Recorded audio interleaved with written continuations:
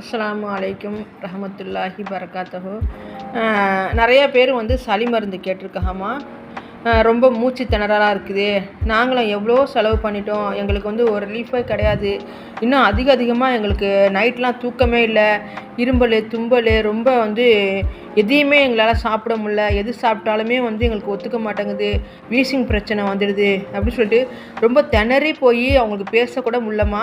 அந்த அளவுக்கு ரொம்ப திணறி போயிருக்காங்கம்மா. சளி பிரச்சனை ஒரு மோசமான ஒரு வியாதிம்மா.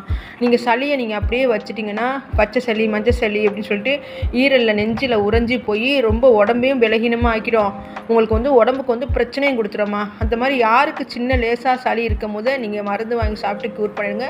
ரொம்ப வீசிங்க, ஆஸ்துமா, சைனஸ்ஸு அந்த மாதிரி பெரிய அளவுக்கு பிரச்சனை இருந்தாலும் பிரச்சனை இல்லை, நம்ம கொடுக்குற மருந்துலேயே அல்ஹம்துலில்லாஹ் படிப்படியாக ராஹத்தாயிடமா. இப்போ தான் ரெடி ஆகிட்டு இருக்கு. இன்ஷால்லா நம்ம எல்லாருக்குமே நம்ம ரெடி பண்ணி வச்சுருக்கோம். நம்ம மருந்து அனுப்பிடுவோம் இன்ஷால்லா. உங்களுக்கும் அந்த மாதிரி பிரச்சனை தான் இலகுவான முறையில் மருந்தை வாங்கி இலகுவான முறையில் சரி பண்ணிவிடுங்கம்மா.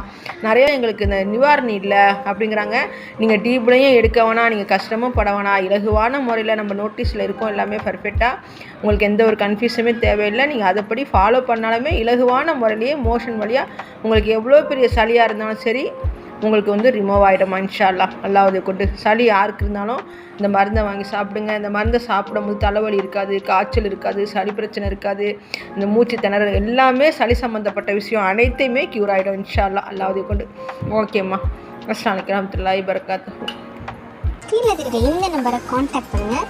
மறக்காமல் ஷேர் பண்ணுங்கள், லைக் பண்ணுங்கள், கமெண்ட் பண்ணுங்கள், சப்ஸ்கிரைப் பண்ணி பெல் ஐக்கானையும் கிளிக் பண்ணுங்கள்.